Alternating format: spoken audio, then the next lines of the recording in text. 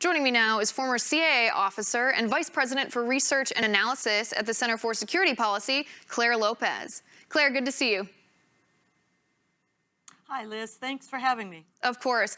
Before we start in on the introduction topic, I want to follow up on something you and I talked about the last time you were on the show, and that's the Muslim Brotherhood here in America, their goals to destroy America from within, and Congress's efforts to designate them officially as a terror organization. And my question for you is, what are the updates on this? I know you recently released a book on the objectives of the Muslim Brotherhood here in the U.S., but what can you tell us about this bill in Congress and where it's going?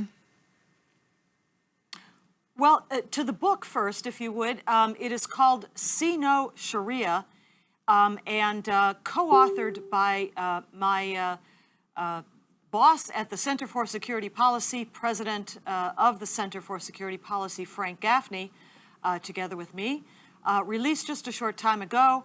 And basically, it is the story of how the United States policy against the global jihad movement has been turned on its head, really, under the influence of the Muslim Brotherhood in America. And so instead of following the evidence, where the evidence leads to the enemy threat doctrine of Sharia or Islamic law, now there is a movement called Countering Violent Extremism, which means, I suppose, anything one wishes it to mean, because the words themselves have very little to do with the actual enemy we face, and a good deal of the blame for that reorientation, misdirection of U.S. policy on the Islamic Jihad must lie with the Muslim Brotherhood and its operatives who've infiltrated our national security apparatus.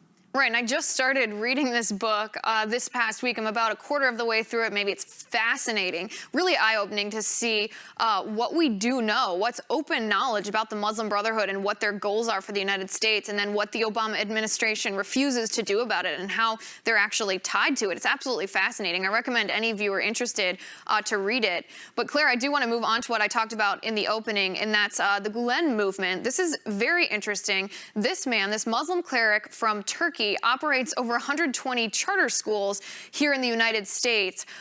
He's inspired a global movement called the Gulen Movement. Tell us what that is, Claire.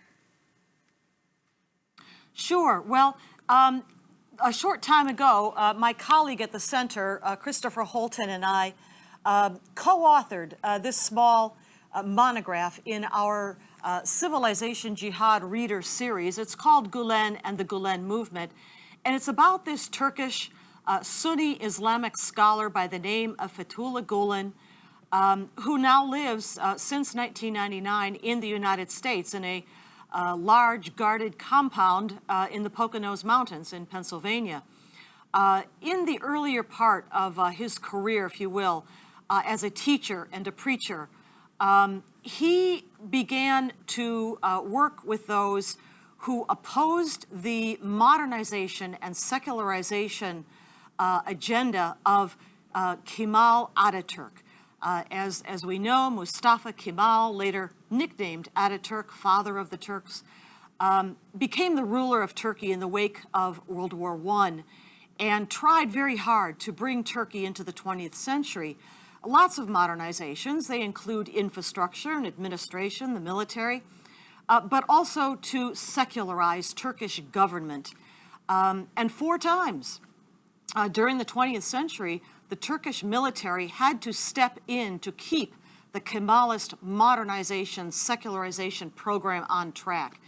People like Fethullah Gulen, however, working in small circles of students, began to galvanize a movement that later became something called Hizmet, and that means service in Turkish.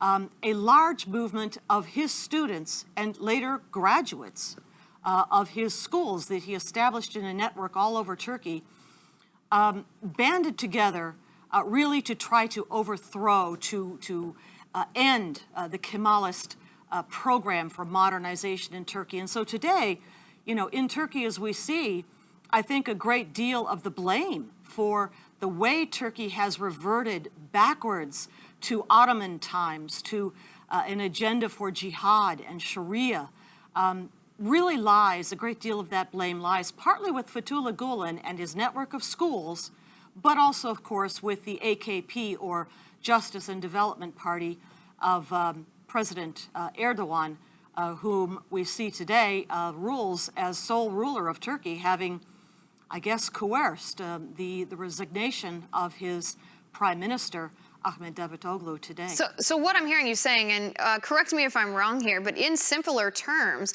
Fethullah Gulen claims to be a moderate, claims to teach a moderate version of Islam, but he actually opposed what he claims to teach back in Turkey when he lived there?